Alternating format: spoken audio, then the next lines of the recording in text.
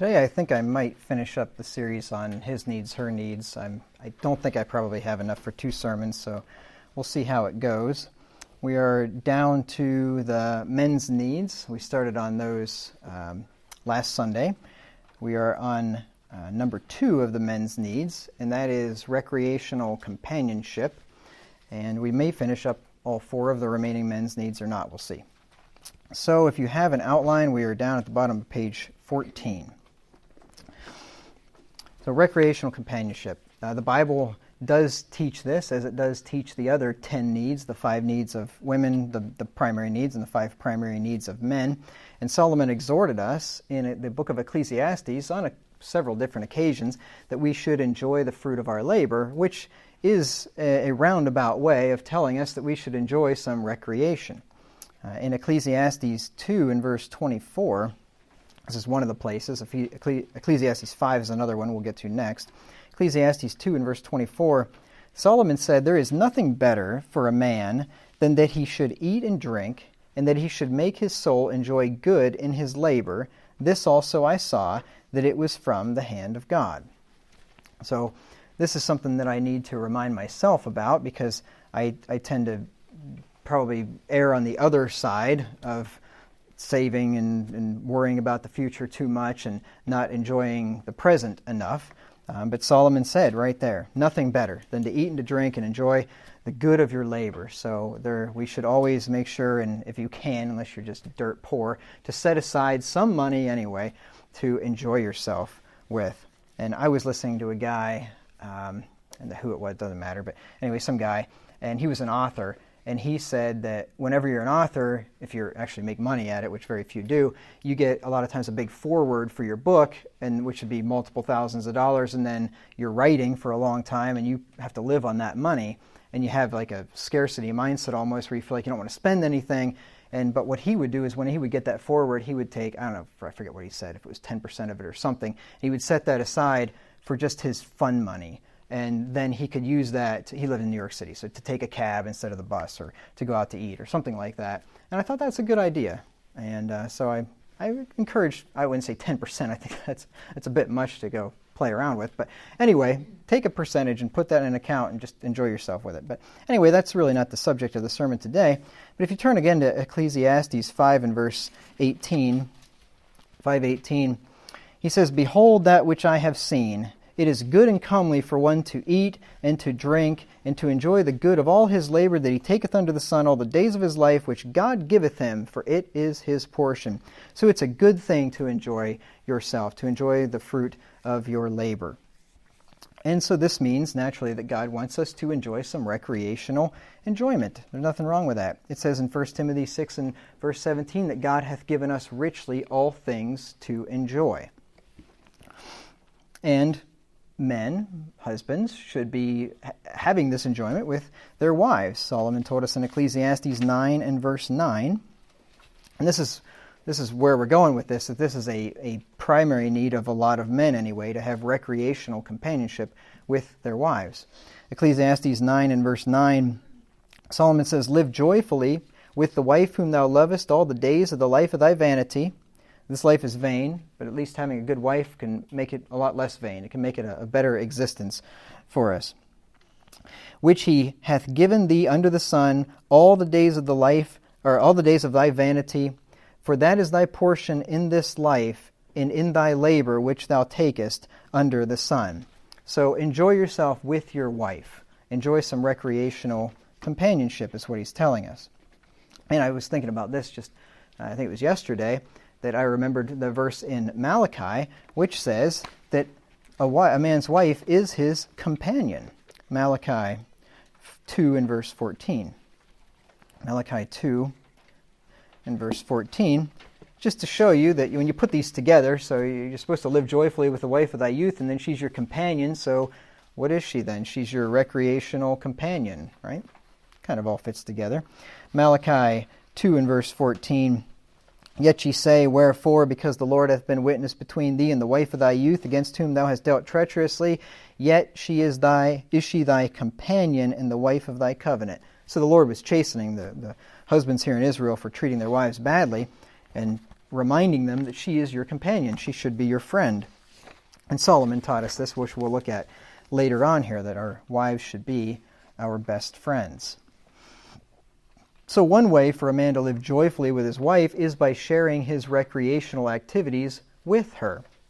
And I think some people drop the ball on this one. I think a lot of times men especially think that they just go off and do their recreational stuff without their wives and go out and hang out with the boys or whatever, and their wife can do whatever she wants to do. And I'm not saying that's wrong every time, but I think if you have too much of that, I don't think that's a good thing. And Harley agrees with me, for whatever that's worth. So so there's at least two of us out there anyway. And when two or three of you are agreed on anything, Jesus said it shall be done. So there you go. So anyway, of course I'm kidding. But anyway, men like it when women take interest in their hobbies and their interests. I think most men would agree with that. If your wife takes an interest in what you have an interest in, men like that, right? You come out to the garage and check out what you're looking at or what you're working on or something. Men like that, right? That makes you feel good. Or if you come home with a big buck and she looks at it and says, "Wow, that thing's awesome. How did you shoot it? How did that? What was it like?" Or, men like that kind of thing. They really do. I just give you a couple examples of couples in the Scripture that were companions. One of them is a couple named Aquila and Priscilla. If you turn to Acts 18, we'll read a little bit about Aquila and Priscilla here. They were what I would call a husband and wife team. They had common interest. They even had a common occupation. They worked together, and they also did the work of the Lord together. So they were quite the couple. And you read about them several times in the Bible. Paul mentions them numerous times in numerous epistles. So this was an influential couple. Acts 18 and verses 2 through 3. It says, "And found," this is Paul whenever he gets to Corinth, "and found a certain Jew named Aquila, born in Pontus, lately come from Italy, with his wife Priscilla, because that Claudius had commanded all Jews to depart from Rome, and came unto them. And because he was of the same craft, he abode with them and wrought," which means he worked, "for by their occupation they were tent makers." So all of the three of them, Paul, Aquila, and Priscilla, were all tent makers, and he did some work with them, because Paul says in another place that he had worked with his own hands and provided for his own needs and didn't even take support from one of the churches, just to prove a point, just to show them how to work hard and to not be slothful. And then Aquila and Priscilla also did the work of the Lord together. In verse, I'm not sure why I have verse 18 here. Anyway, he tarried with them. I'm not sure what the point of verse 18 was, but anyway, turn to verse 26. Sometimes I don't remember. I have an excuse. It was 3 years ago. I don't know why I put verse 18 in there. Who knows? Verse 26. "And he began to speak boldly." This is Apollos. He was a preacher, good preacher, but needed to learn some more things. There were some things that he didn't understand yet. "And he began to speak boldly in the synagogue, whom when Aquila and Priscilla had heard, they took him unto them, and expounded unto him the way of God more perfectly." So they were well versed enough in the Scripture, the two of them, that they actually took this preacher aside. They didn't stand up and yell heresy or something. They took him aside afterwards and explained and expounded to him the way of God more perfectly. The only thing he knew was the baptism of John, and he needed to learn some more things. So anyway, they were a husband and wife team, engaged in spiritual things, engaged in material things. They were quite the couple. And then you have an Old Testament example, which I thought about here just the other day, and that was Isaac and Rebekah. If you look in Genesis 26 and verse 8, this verse came to mind, and then I looked up the definition, which I've never done. I always assumed I knew what it meant, and it wasn't really what I was thinking. But Genesis 26 and verse 8, this one will show you that husbands and wives ought to be partaking of recreation together, because this is exactly what Isaac and Rebekah were doing. Genesis 26 and verse 8. This is whenever Isaac went to Gerar and he lied like his dad did, like Abraham did, and said that Rebekah was his sister because he was afraid that they would kill him for her. He should have learned the lesson from Abraham, but he didn't. Anyway, in verse 8, it says, "And it came to pass, when he had been there a long time," that is Isaac, "and Abimelech, the king of the Philistines, looked out a window and saw, and behold, Isaac was sporting with his wife." I always thought that must have meant like making out or something like that. But I don't think that's what they were doing, right? That would have been fine. They were married, no big deal. But I don't think that's what they were doing because, I mean, I guess you could call that a sport. You know, if that's the case, I am into sports. I kind of like it. But anyway, sporting means engaged in sport or play. And I get maybe the play thing, I don't know. But then sport means pleasant pastime, entertainment or amusement, recreation or diversion. So it could have been they were just out there kind of just, you know, like what husbands and wives do, just playing around, goofing around, you know, chasing each other around or something. I don't know how old they were, but they could have been, you know, just goofing around and picking it and teasing at each other. I don't know what they were doing. But anyway, Abimelech saw it and he's like, wait a minute, I mean, this isn't how you act like with your sister. This is just weird. Either you two are inbred or else you've been lying to me, one of the two. There's something going on here. But anyway, so he was reproved for that. So recreational companionship is very important to most men. And like I said, I think I've said this earlier, that all of these needs, probably everybody, or at least men and women, are going to have their respective needs to some degree, but some people are probably going to have more of one than the other, and they might not be in the order that Harley has put them in his book, or that I put them in the same order that he did. So anyway, if this isn't your thing, and I'll explain to you why it's not really my thing, and I'll explain to you why I think that maybe I'm just a little bit odd because I don't really fit into what Harley says based on his experience. So let me read you a quote here from his book. This is on page 77 of His Needs, Her Needs. He says, "It is not uncommon for women, when they are single, to join men in pursuing their interests.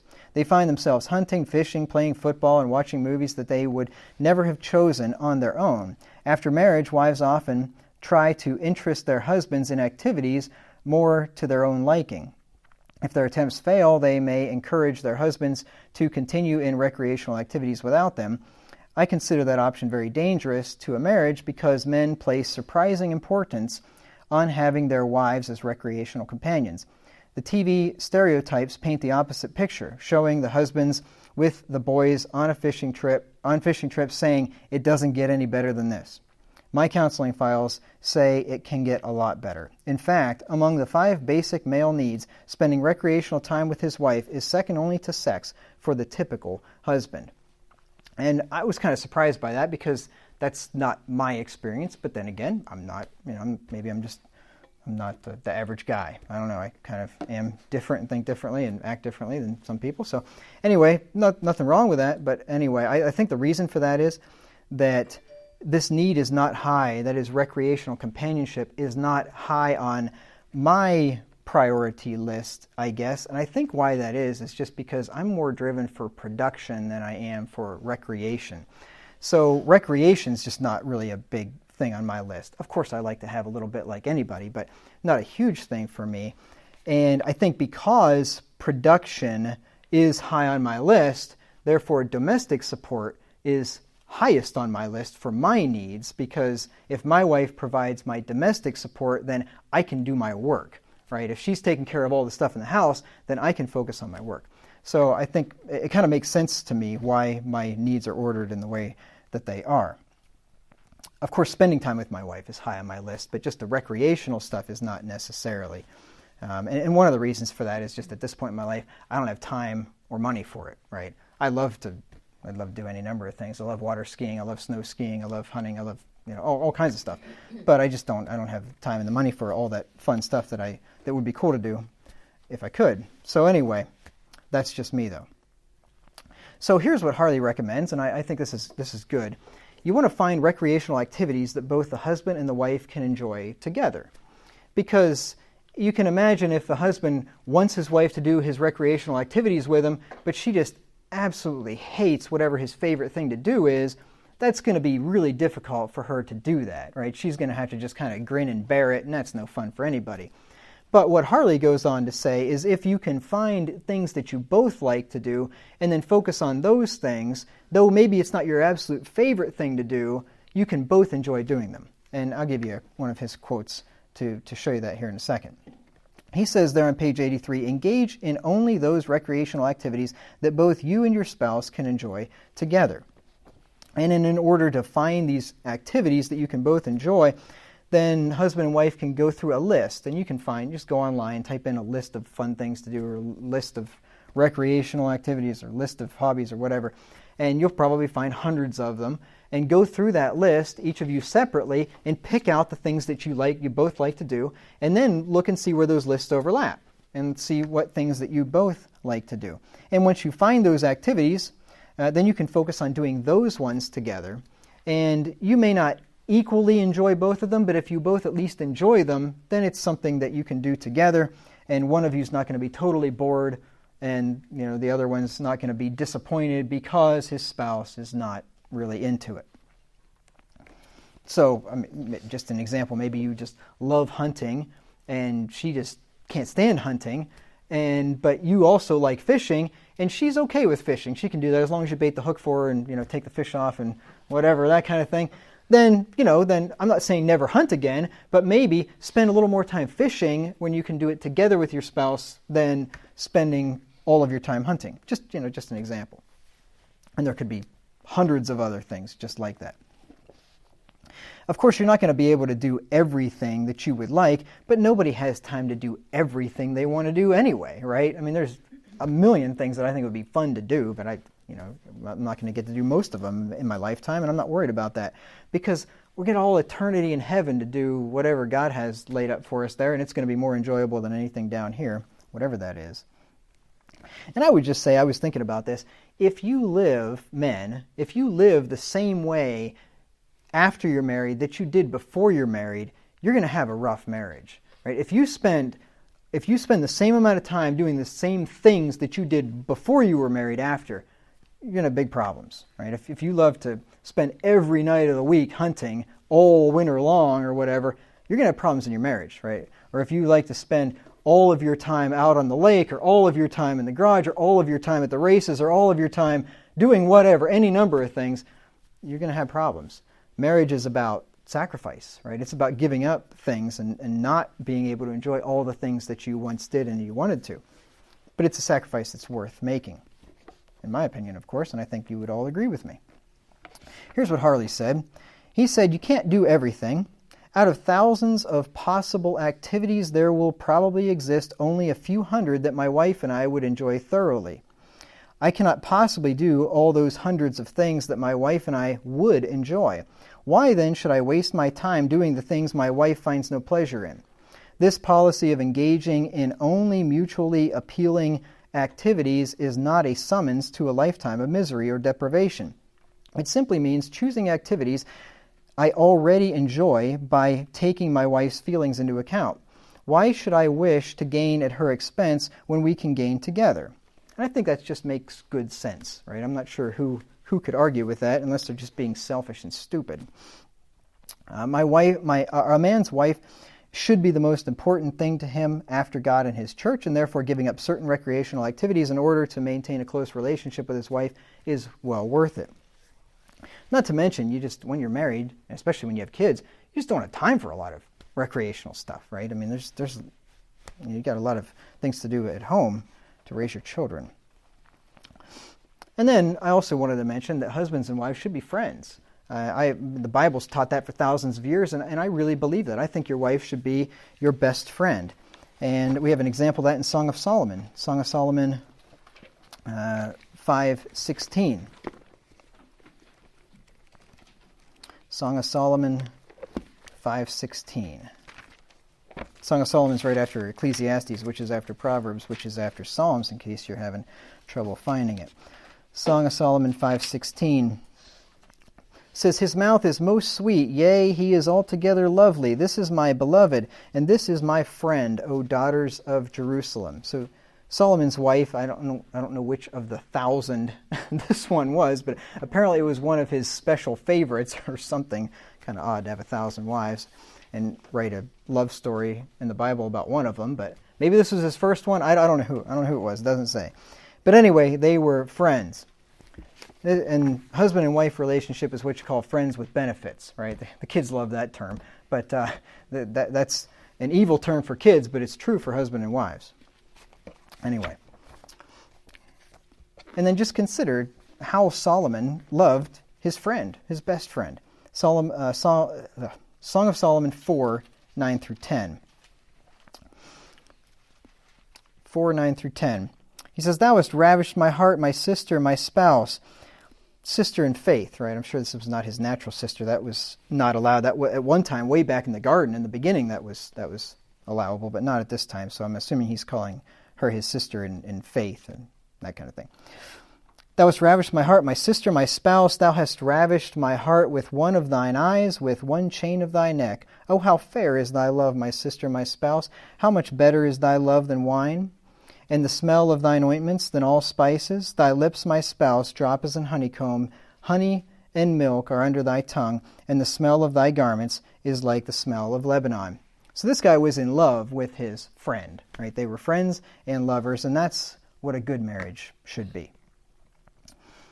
So Harley maintains that husband and wife should engage in most recreational activities, or should not engage in most recreational activities unless they can both share them together, and I definitely agree with that. And I would say if you start doing that, then you could become best friends with your wife, even if you're not now. Because if you spend a lot of time together, especially enjoyable time, doing things you both like to do, then you really start to build a close relationship. And here's the other thing. You remember one of the woman's primary needs was affection and conversation, especially the conversational aspect. If you do things together that you both like, then you have something to talk about that you both like too. And then you kill two birds with one stone. You get your recreational companionship need met, and she gets her conversational need met, and it's a win-win situation. All right, so that was the second need of husbands. Let's go to the third, and that is an attractive wife. Men are attracted to women largely by sight. Women are not like this typically. Remember what Job said. We don't need to turn there, but Job 31:1, pardon me. It seems like I always get the hiccups when I'm preaching. I hate that. Anyway, he said that I have made a covenant with mine eyes. Why then should I look upon a maid? The idea is, for men especially, marriage is a covenant of the eyes. You promise not to look upon another woman as the object of your love and affection. And that's very important for men because, as my wife told me one time, I haven't heard her say this in a long time, but it was true years ago when she said it. She said, men like what they see, but women like what they hear. And I'll tell you what, that's true. That is some sound wisdom right there. Men like what they see, women like what they hear. So I would say, based on that, it's important for women to stay looking nice, and it's important for men to stay being nice. Remember that. I just thought about that one this morning. I think that's pretty important. Let me repeat that. It's important for women to stay looking nice. It's important for men to stay being nice. Because women are much more important. They would much rather have a nice man than a big, handsome man, right? I think most women would, anyway. Which is good for, us men that aren't that great looking, because we still have a decent chance, if we actually can be nice, of getting a good woman. Men have a strong desire to behold the beauty of a woman, and that's just, some people might say, oh, that's just so shallow and carnal. Men are just pigs. No, that's just the way they are. That's just the way that we're made. Men like looking at a beautiful woman. Proverbs 5 and verse 19. Proverbs 5:19. I'll just give you a few verses for this to show you that the Bible perfectly portrays human nature. Proverbs 5:19. Let her be as the loving hind. Somebody just told me the other day that I've been pronouncing that wrong for my entire life, and she was right. Let her be as the loving hind, not hind. Hind, and pleasant roe. Let her breasts satisfy thee at all times, and be thou ravished always with her love. So men love to look at a beautiful woman, like I said. Israel was told back in Deuteronomy, we don't need to turn there, but Deuteronomy 21:11, he said that the Lord said that if they had been warring with another country and they had taken captives of war, and some of those captives were women, and he said if you see among the captives a beautiful woman and hast a desire to her, they were to take her home. And this is weird, but this is what the Lord said, so I guess it's not weird, but it sounds strange by today's standards, we'll put it that way, but the Lord obviously had a reason for it. He said, take her home, shave her head, and pare her nails, and make her put on clothing, the raiment of her captivity, and mourn for a month, I think it was. And then after that, you go into her and she'd be your wife. And then if you didn't like her, then you sent her on. But like I said, different, not the way we do things today under New Testament standards. But anyway, but the point was, if they saw a beautiful woman among the captives, right? Men like they noticed that beautiful woman right away. And I guess the Lord wanted to make sure that they wanted her for the right reason, because you shave her head, pare her nails, and then you still like her? Okay, you still like her. You must really like her. You must not just be infatuated, I guess is what was going on there. I don't know. And this sight of the eyes that men are driven by, this tends to get men in trouble. And this is why they have to guard their eyes. Proverbs 6 and verse 25 says, "Lust not after her beauty in thine heart, neither let her take thee with her eyelids." Men have to be really careful about this before they're married and especially after they're married. Remember what happened to David. 2 Samuel 11 and verse 2, he was on his roof and he saw a beautiful woman, a woman bathing that was beautiful to look upon. That was Bathsheba. And he committed adultery with her and was judged severely for that. And remember what Jesus said in Matthew 5 and verse 28. I will go ahead and turn to that one. That God considers it the same whether you look upon and lust after a woman or whether you actually committed the act. God still considers it adultery, regardless whether you did it or not. If you think about it in your heart, in your mind, you have done the sin in God's sight. Matthew 5:28. Jesus said, "But I say unto you that whosoever looketh on a woman to lust after her hath committed adultery with her already in his heart." So there are many sins, probably most of them, that we can commit in the heart, right? You could think about killing somebody, and Jesus says that you're a murderer. You could hate somebody in your heart and want to kill them, and Jesus says you're guilty of murder. Or you could think about, if I could just steal that car, I would. If I could do it and get away with it, I would. You may as well go do it. Because you know what? God, you're just as guilty before God, whether you did it or not. And this is why that a wife and a husband, it works both ways, is a covering of the eyes for the other one. This was actually said to Abraham in Genesis 20 and verse 16, but we can, I think, quite easily apply that the other way around to a woman being this to a man. Abraham was called a covering of Sarah's eyes. How much more so then is the wife the covering of the husband's eyes? Genesis 20 and verse 16. And unto Sarah he said, this is Abimelech. I don't know if this is the same king or if sometimes kings went by the same name, like Pharaoh. There were many pharaohs in Egypt. There were at least three Herods in Israel. So I don't know if this is the same Abimelech that Isaac deceived after Abraham deceived him or not. He's going to be steering clear of Hebrews if that's the case, because these guys keep lying to him. But anyway, he says there, when Abimelech speaking to Abraham, Genesis 20:16, and unto Sarah he said, Behold, I have given thy brother 1,000 pieces of silver, because he is to thee a covering of the eyes unto all that are with thee, and with all others. Thus she was reproved.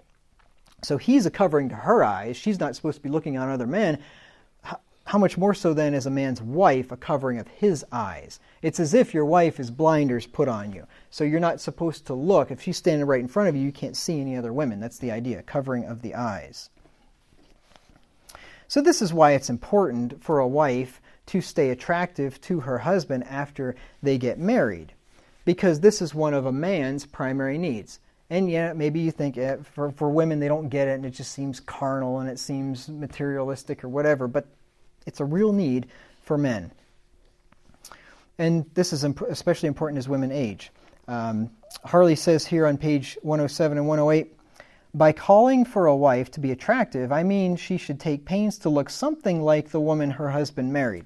After all, that was the woman he fell in love with, not a movie star or some fantasy. So he's not saying, I'm not saying, nobody's saying that a woman should try to look like a supermodel for her husband. Right? Just try to look like the woman that he married, or something close to it. As you age, of course, nobody's going to look as pretty. None of us are going to look as nice as we did when we were young. But try to look, something like you did whenever you were married. Does this mean a woman must stay eternally young? Of course not.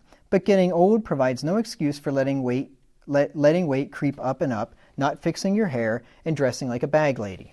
And I agree. I mean, that's his words, not mine, but I concur. I think he's right.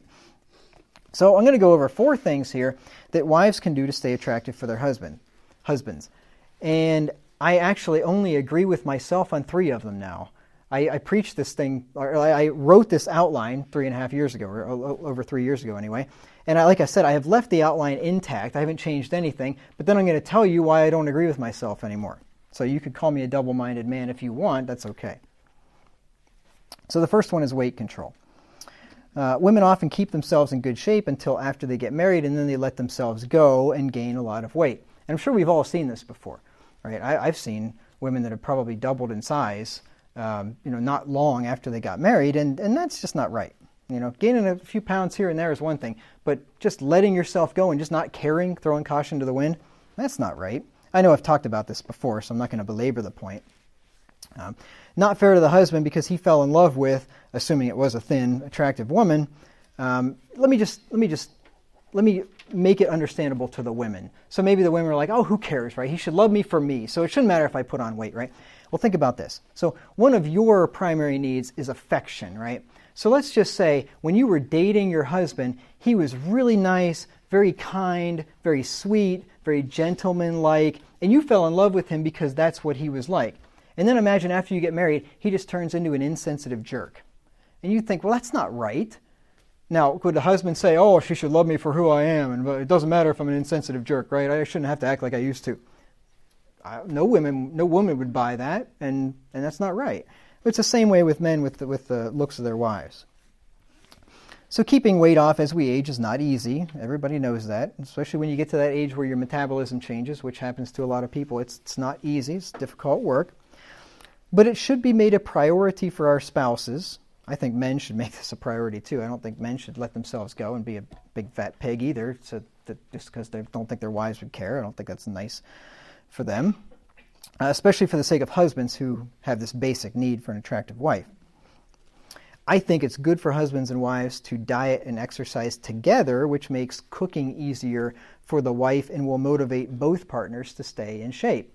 So if one of you has a hard time keeping weight off, then exercise together, diet together, and eat the same thing, same portion, same amount as each other are, and then you can be in it together and you can suffer together if you have to.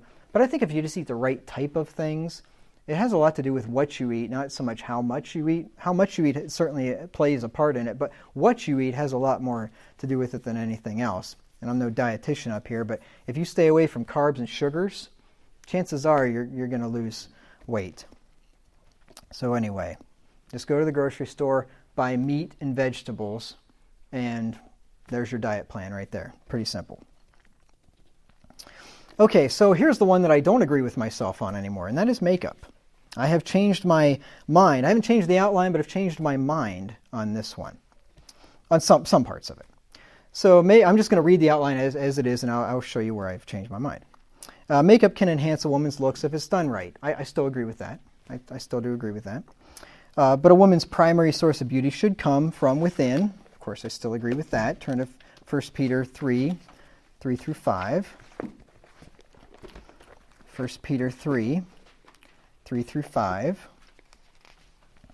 The Bible doesn't forbid wearing makeup. It doesn't forbid braiding your hair and wearing jewelry and things like that. But it says that when you do those things, that should not be the focus of your of who you are, right? Your focus should be on the inward man. That's where the real beauty is. 1 Peter 3 through 5.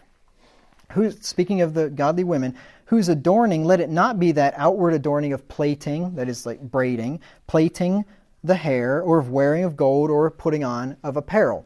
Now somebody might read that and say, see, you cannot ever braid your hair. Okay, then you can never put on apparel either. Okay?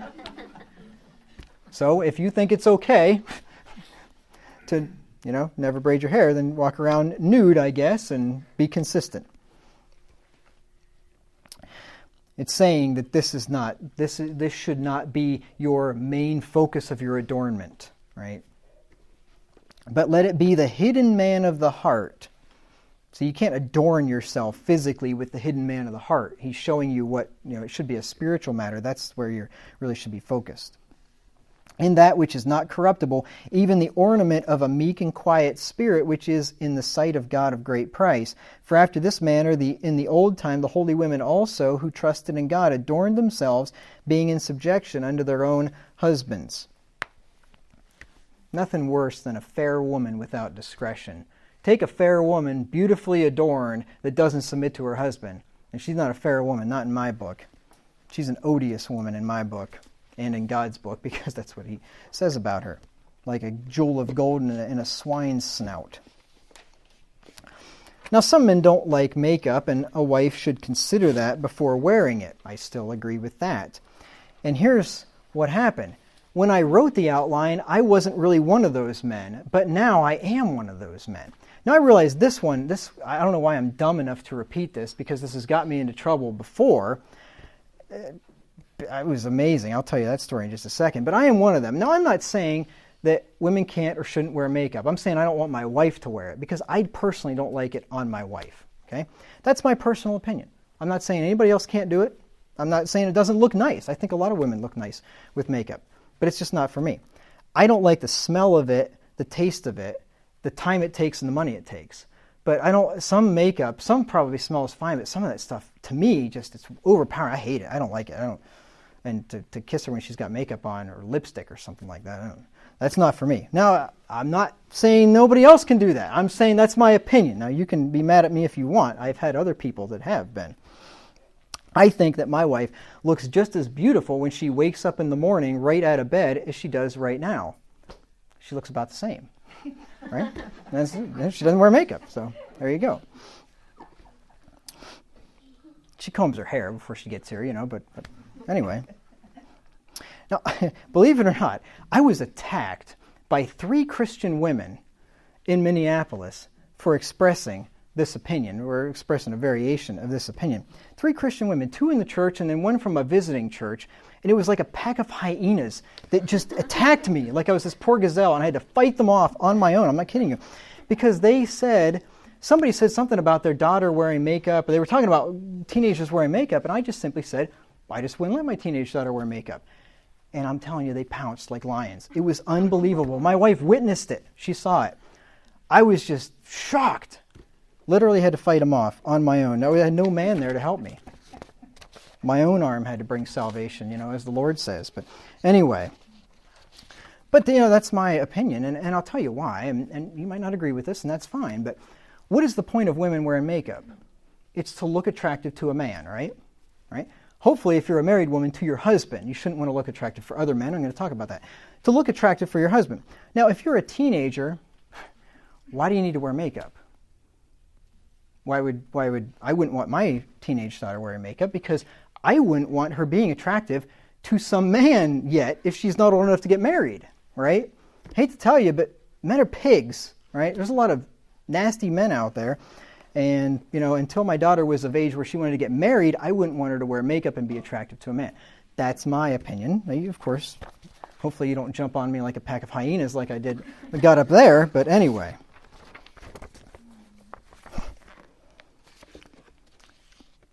Now, on the other hand, and this is the part that I don't agree with myself on anymore, but on the other hand, if a wife really desires to wear makeup because it makes her feel better about herself, a husband should respect that and not force her to not wear any, and especially shouldn't make remarks in the presence of others about how his wife is pretty and doesn't need makeup.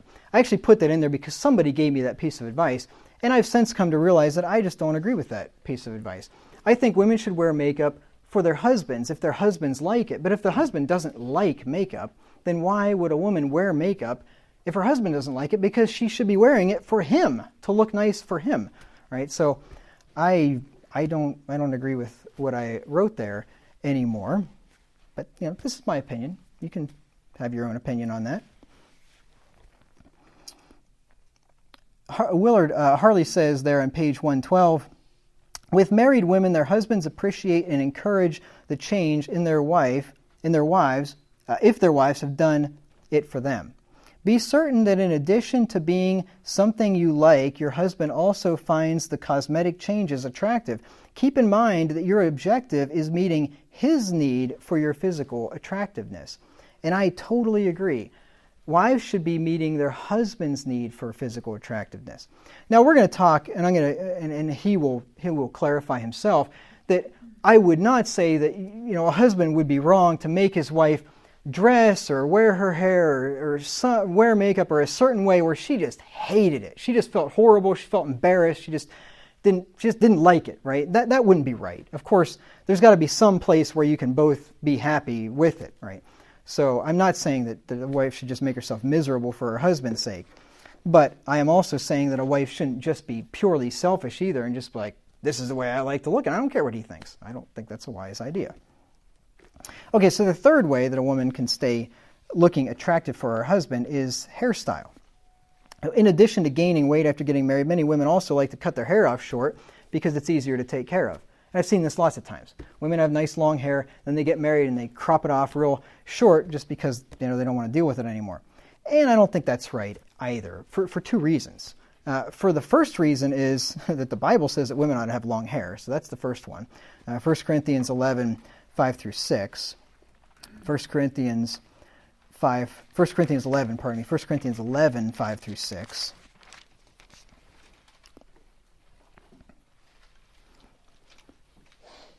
And this especially, I don't know why this is, but this especially happens when women get older. And I don't know if it just gets more to take care of and they just, cut it off real short or what. But I don't understand that. But I'm not a woman. 1 Corinthians 11, 5 through 6. It says, "But every woman that prayeth or prophesieth with her head uncovered dishonoreth her head, for that is even all one as if she were shaven. For if a woman be not covered, let her also be shorn, but if it be a shame for a woman to be shorn or shaven, let her be covered."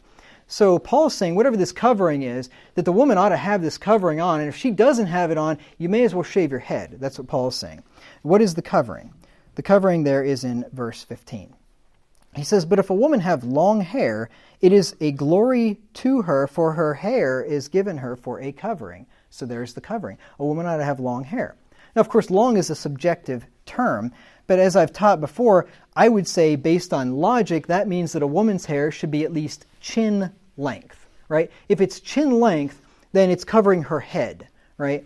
If it's, I've heard some people say just covering the ears. Well, if you just had hair that just covered your ears, I don't really consider that covering, long hair that covers the head. But if it's chin length, right, then we're talking, you're covering. Secondly, the second reason why there's problems with women cutting their hair short after they get married is that a wife should have a hairstyle that pleases her husband and makes her look attractive to him, right? That she should be considering him in this, not just the ease of taking care of it. Now, I have a third reason myself, and it's only because I'm a pastor, or partly because I'm a pastor, but I don't want my wife to cut her hair short or even anywhere close to short because I have to be an example to the church, right?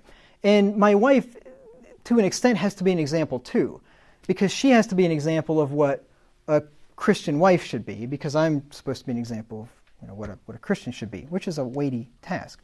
So if her hair was cropped off right where I think is the minimum, right, chin length, then chances are somebody's going to say, well, if the pastor's wife's hair is chin length, mine can, I can have a bowl cut, right, or whatever. That's just how people think. Right? Oh, if the pastor drank 2 beers, I can have 3, right? That's why I only have 1.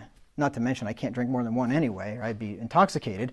But even if I could, I would only drink 1, because wherever I am, some people are going to be further away. Some people are still going to play it safe, but some people are going to be like, oh, well, if the pastor did it, I can do twice as much. That's just how people think. So that's why I have my wife keep her hair longer, and because I like it too. So that's 2 reasons. I'll give you a quote here from Harley.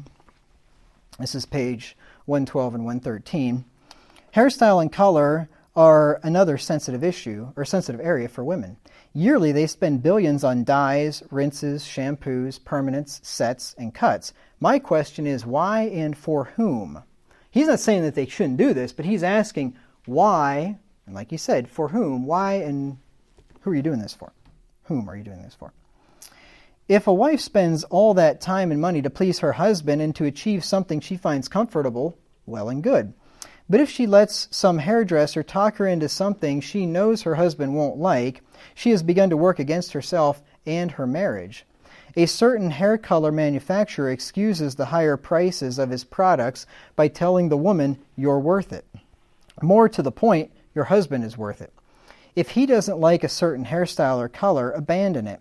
In fact, consult with him ahead of time and get his opinion before ever getting a different style or coloring. After all, the whole idea is to be attractive to him. I totally agree. I don't think, and maybe this, you just think I'm a chauvinist or something, and you think, oh, a woman should just be able to do whatever she wants.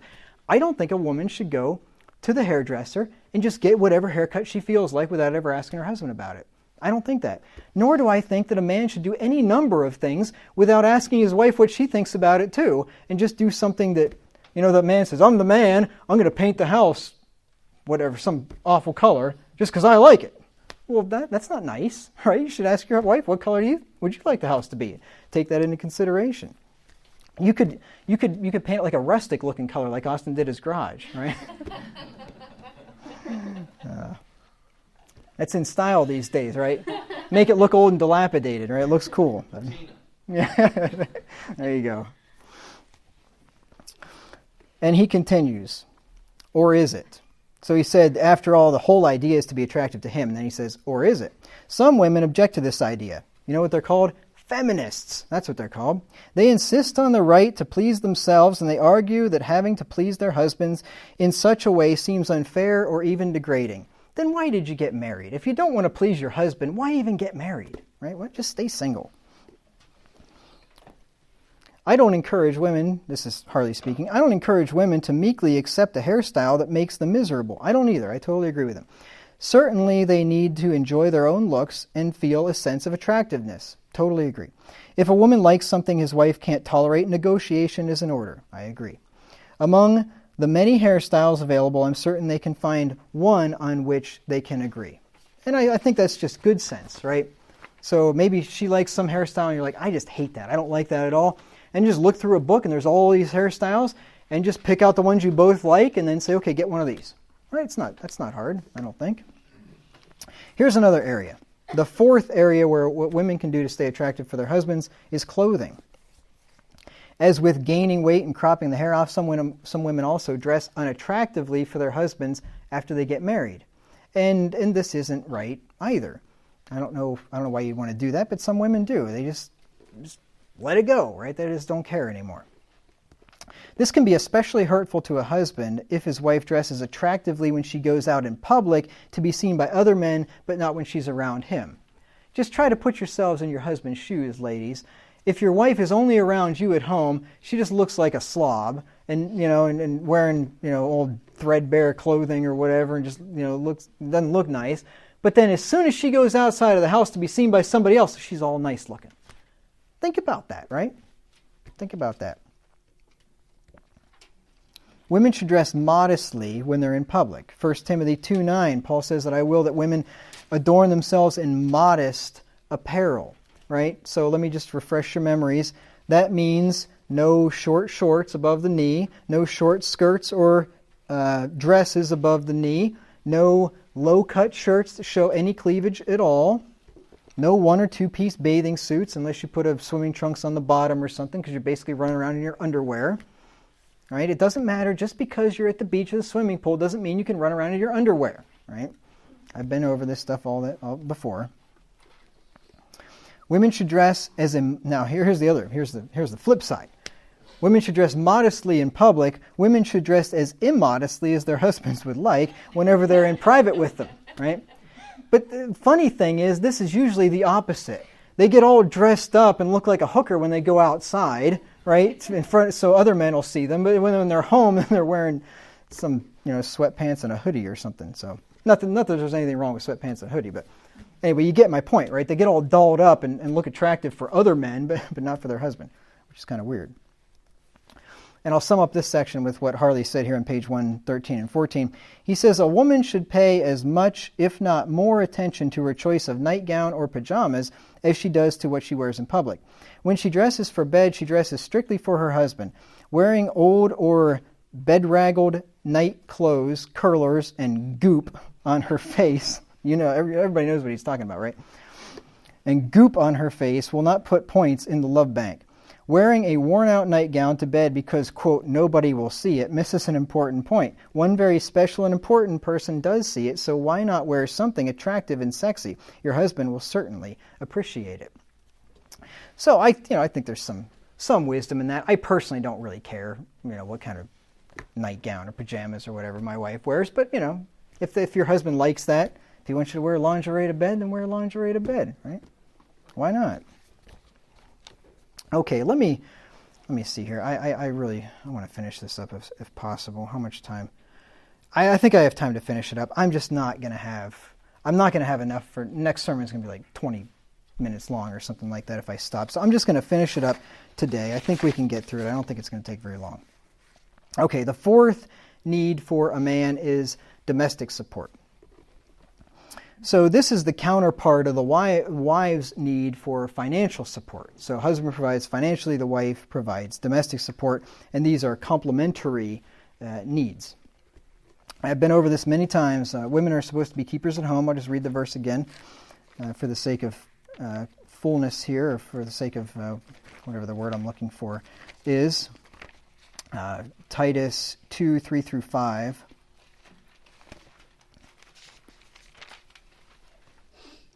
The aged women likewise, that they be in behavior as becometh holiness, not false accusers, not given to much wine, teachers of good things, that they may teach the young women to be sober, to love their husbands, to love their children, to be discreet, chaste, keepers at home, good, obedient to their own husbands, that the word of God be not blasphemed.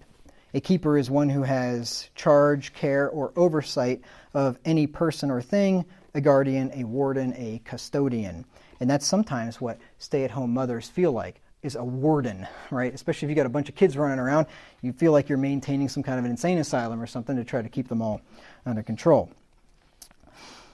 And then wives are supposed to guide the house. We're told in 1 Timothy 5 and verse 14. Paul says, I will therefore that the younger women marry, bear children, guide the house, give none occasion to the adversary to speak reproachfully. Guide the house instead of being out as a busybody, as Paul talked about, and tattling and talebearing and all that kind of thing. Gossiping is what he was addressing there. Excuse me. So the wife has the responsibility to run the affairs of the house under the authority of her husband. This would include training and educating and disciplining children. This would include cooking, cleaning, doing laundry, shopping for food and clothes. And this would also include keeping a financial budget, at least for the household expenses. The husband, like I've said before, should be in control of the budget. Now, if he delegates that to the wife, that's fine. But she at least is going to have to manage her own. You give her X amount for groceries or whatever, she's going to have to manage that. Which, just to toot my wife's horn, she's wonderful at. I give her X amount of dollars per month, and she stretches it out and makes it work, and makes it last. And I really appreciate that. Now, this is a full-time job and a very important one.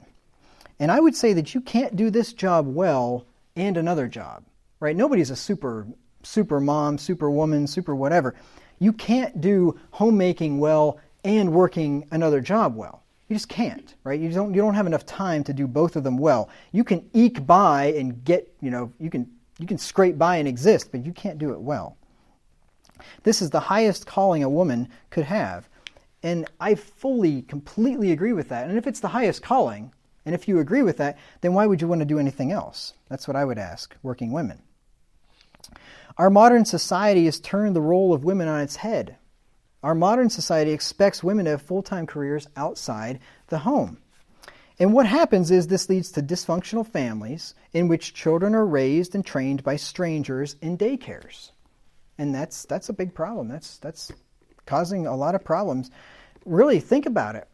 Did we have a better society in the 1950s and before when women did go to work in the 40s, but then in the 50s, pretty much when the men came home from the war, the women didn't work for a while. The women didn't really start getting into the workforce much, I think, until, the 70s, I suppose. That's when you had the latchkey kids, that term, right? You left the key under the whatever, and the kids would come home and let themselves in and do who knows what. So anyway, did we have a better society in the 50s and beyond, or in the 70s and after, whenever you had women in the home versus women outside the home? The question obviously answers itself. If a wife is not providing her husband with domestic support, such as cooking, cleaning, doing laundry, grocery shopping, caring for the children, making sure the home is peaceful and warm and welcoming environment, then he's not going to have one of his primary needs for love met. And I think that last part there, peaceful, warm, and welcoming environment, that's really important too. And that is one of the blessings of having a stay-at-home wife, because you can entertain people, right? If you have people come over and your wife is there to take care of them, and she's there all day long, anytime, that's a great thing. And just the other tangential benefits, societal benefits, when you have a stay-at-home wife, then she can be out helping other people in the community if she needs to. She can help the elderly in the community. She can do all kinds of things that she couldn't do if she was out there working. So there are so many benefits to having a wife stay at home. And I could go on and on and on about this. But what happens then, so when she's out working, this leads to stress between the husband and the wife, because the few hours they have together after work are spent trying to keep up with all the cooking and housework that were not done during the day. And this leads to parents not having adequate time to spend with their kids, and then parent-child time gets replaced with TV-child time, because there are only so many hours in the day, and you just can't do it all. You've got all this work to do after, all this housework and things to do after work. Put the kid in front of the TV, there's a babysitter, and then try to get everything done before it's time to go to bed. It's not a good idea. And then an unending plethora of after-school activities only exacerbates the problem. So then you take the average family that not only has the working mother, but then they've got kids in sports all year long, going all evening long, every night of the week. It's amazing. I don't know how they do it.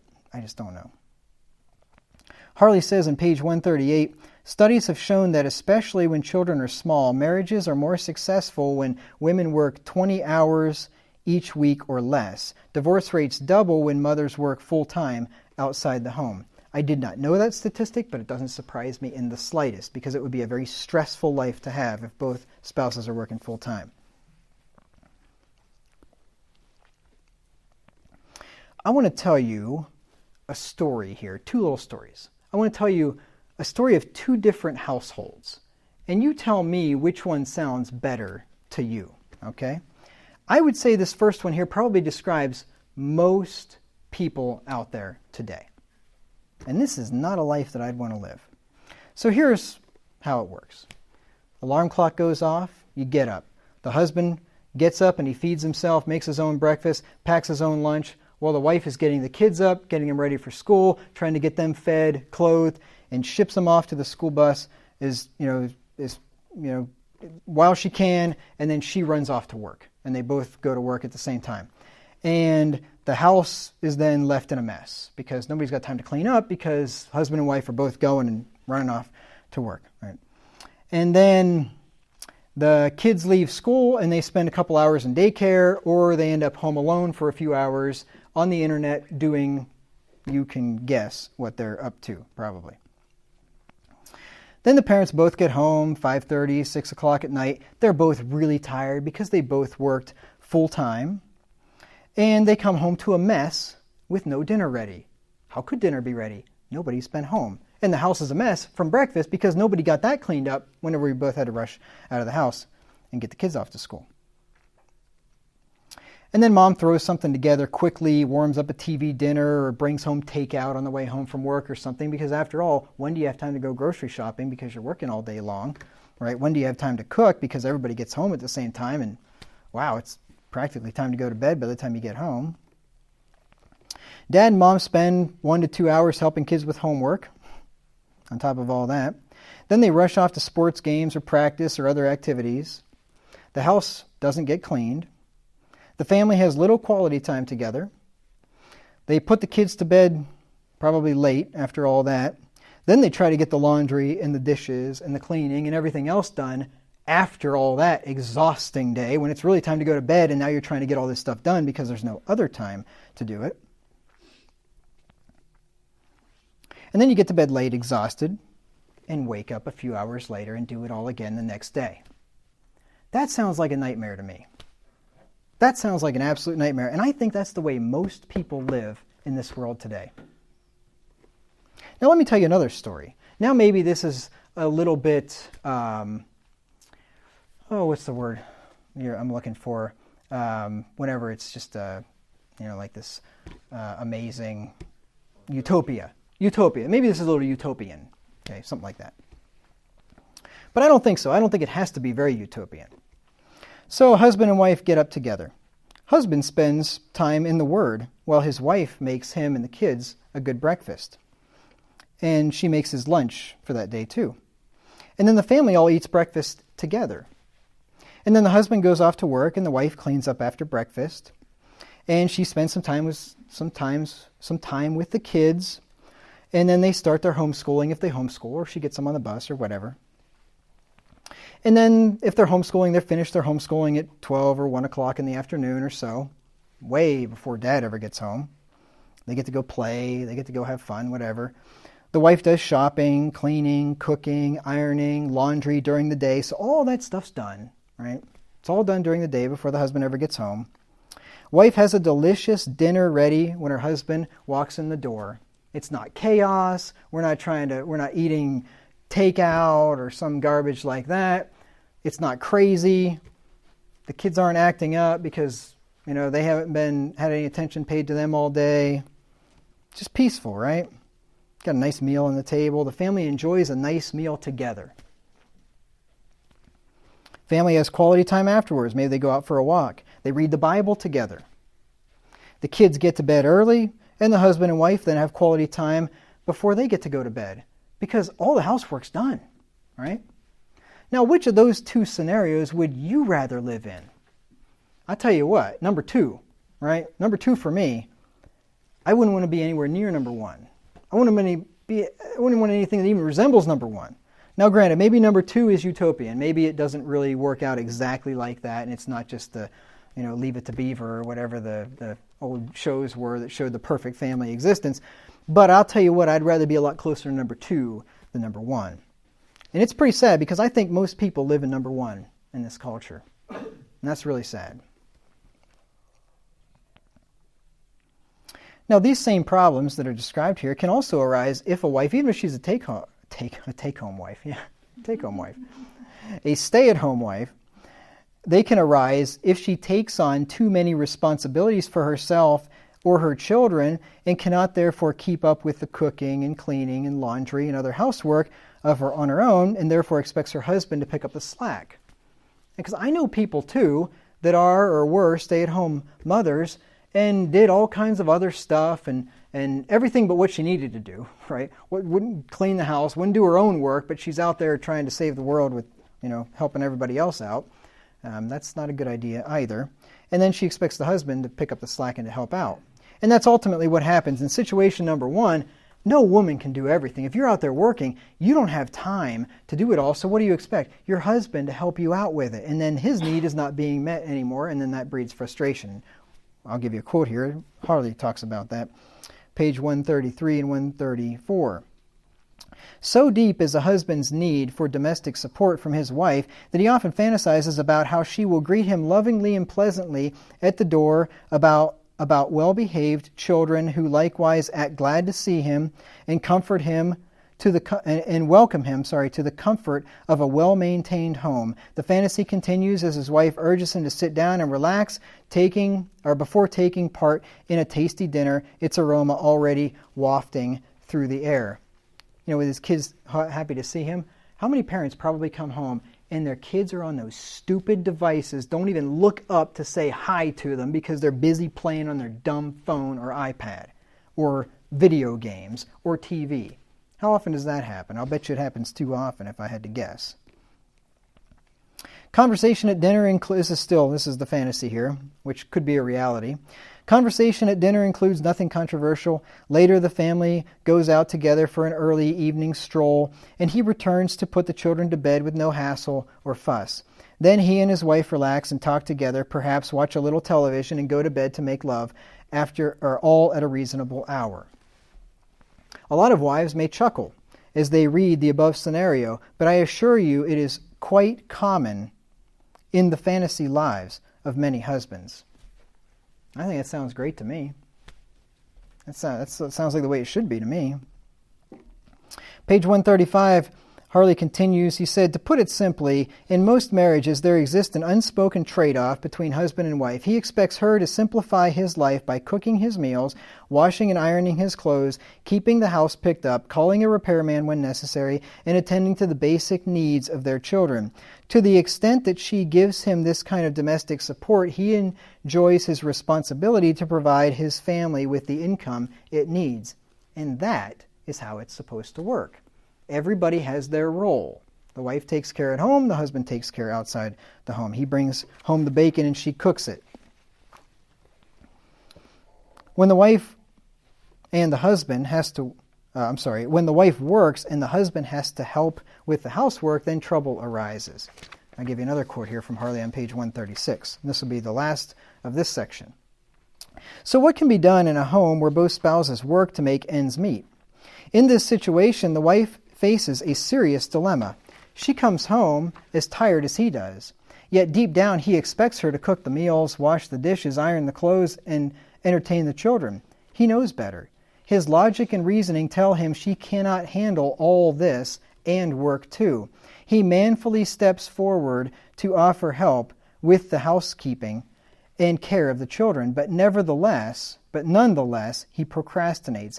Outbursts of temper and irritation may mar the relationship. All this may evidence the underlying resentment and frustration he feels because one of his basic needs is not being met. I can totally understand that. I would not be a happy camper if I had to come home from work and then help with dishes and laundry and cleaning and all the rest of that stuff. Now we come to the fifth need of men. And this one's short. And this is admiration. Maybe some of you wouldn't have even thought of this as a need for men. When I first read this, it didn't really dawn on me until I read it, and then it really made a lot of sense. This is the final primary need that husbands have, and that is to be admired by their wives. The Bible teaches that wives ought to reverence their husbands, which is a way of saying that they ought to admire them, at least in part. Ephesians 5 and verse 33. It says, nevertheless, let every one of you in particular so love his wife, even as himself, and the wife see that she reverence her husband. To reverence is to salute a person with deep respect, to show respect for one by bowing, kneeling, etc., to make obeisance to. Okay, we're not talking about that for husbands and wives. To treat with respect or deference, to esteem, to value highly.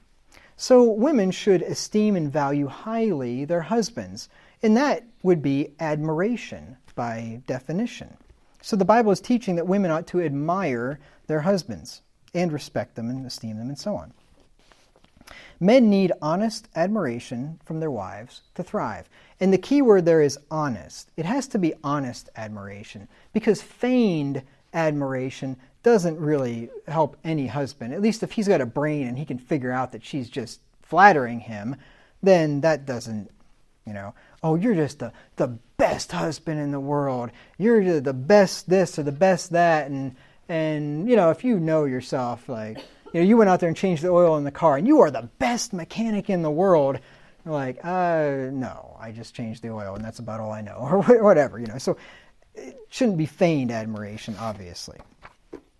Here's what Harley says, page 156 and 157. Honest admiration is a great motivator for most men. When a woman tells a man she thinks he's wonderful, that inspires him to achieve more. He sees himself as capable of handling new responsibilities and perfecting skills far above those of his present level. That inspiration helps him prepare for the responsibilities of life. I wish I could remember this saying. It was something like, if you treat a man like he is, you make him worse. But if you treat a man like he could be, you'll make him into what he should be. Something like that. And there's a lot of truth in that. Same with your kids, right? So if they're not behaving well, if you treat them and act to them in a way that says you're not doing well right now, they're going to do worse. But if you treat them and act toward them in a way that shows them that you could be doing a lot better, then you will inspire them to do better, is basically what the saying is getting at.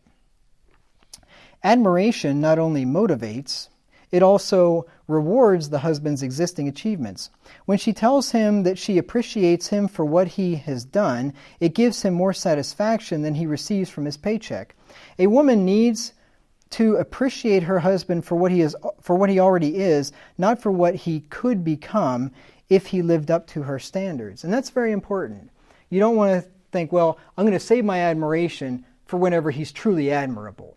You want to admire him for whatever he's doing good right now, right? If he's doing his best and he's doing something good now, admire him for that. And tell him that. Tell him that you really appreciate what he's doing. I mean, if you're going to wait for somebody to be perfect to admire them, you're never going to admire them, right? Here's another quote from Harley, page 157. While criticism causes men to become defensive, admiration energizes and motivates them. A man expects and needs his wife to be his most enthusiastic fan. He draws confidence from her support and can usually achieve far more with her encouragement. You've probably heard the old saying that behind every good man is a good woman, or a supportive woman, or something to that effect. And I think that's probably true of most situations. It's probably pretty hard for somebody to be a very successful man if he doesn't have a woman that has his back, that is encouraging him, that is supporting him and helping him. It'd be pretty hard. If you had a woman that was nothing but a nag and just constantly down on you, and every time you did something wrong, she was just nagging at you and picking at you and telling you what a screw-up you were, I'd find it really hard to believe that that's going to be a successful man. He may go to work and nobody thinks much of him at work, but if he comes home and his wife thinks much of him, that motivates him to keep pressing on. So I'd say, wives, you never want to put down your husband. You never want to make him feel stupid or inferior, especially in front of others. Never do it, period, but never in front of others. Never make fun of your husband in the company of others. Now, if it's just poking fun and teasing, I think you understand the difference, right? But you'd never want to make some cutting remark in front of somebody else about your husband. Nor would husbands want to do that about their wives. But that could really hurt a husband, big time. And if your wife starts comparing you to other men or saying, I wish you were like that other guy or something like that, especially in front of other people, that's really going to hurt a husband. Behind every man should be an admiring wife, Harley said. He says on page 158, biographies of great men prove it, and lives of all men show it. A man simply thrives on a woman's admiration. To a great extent, men owe gratitude to their wives for this kind of emotional support. For without it, their confidence, the major source of their success, erodes and eventually crumbles. I remember hearing a talk, I think it was by a guy that might have been a congressman himself, and he was also some kind of a motivational speaker. And he was saying that he remembers seeing a bunch of presidential candidates' wives being interviewed on a show one time. And I think what they were trying to do is show the American people that their husbands were just men like everybody else. They were people like everybody else. But they were kind of poking fun at them and not respecting them really and saying, well, you ought to see what he looks like when he gets up in the morning or this or that, like that kind of thing. And just like one of these probably stupid The View shows or something like that. And that's horrible to do to a man. That does not make a man feel good, and it would not make me think, oh, well, he's just a guy like me, I want to vote for him or whatever. I think that would have backfired. Now, the key to it, as I said earlier, is praise and admiration from a wife must be sincere. Harley says, never fake your admiration. By simply saying flattering words to your husband, you can do more harm than good. To have any value, praise must genuinely reflect your feelings. See, a wise husband, he's going to consider the praise that he receives from his wife. And he's going to examine it to see if it's true. Look at Proverbs 27:21.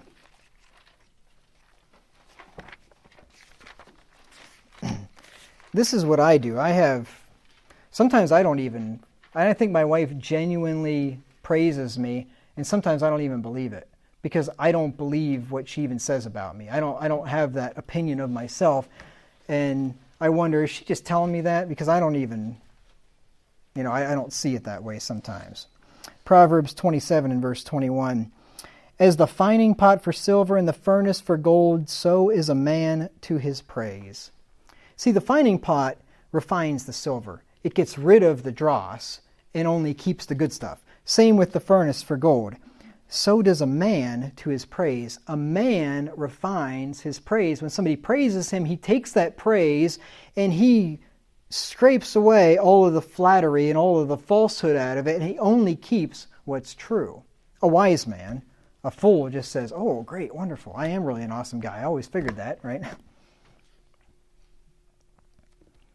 A wife must learn to express true admiration for her husband, and her husband must give her reasons for doing so. So this is also on the husbands too. If you want to be admired, well, then be admirable. Right? If you're just a bum or whatever, and you go out there and drink the paycheck away every month or something like that, well, there's probably not a whole lot to admire there. But here's a quote. This is the last quote from Harley. You need a plan to help you express true feelings of admiration. That means no word games, nothing phony, only true, honest feelings. You've seen how the love bank works, and if you read the book, you know what he's talking about. You've seen how the love bank works, how learning to meet each other's marital needs creates the feeling of love. Well, the process of creating the feeling of respect in a woman works in a very similar way.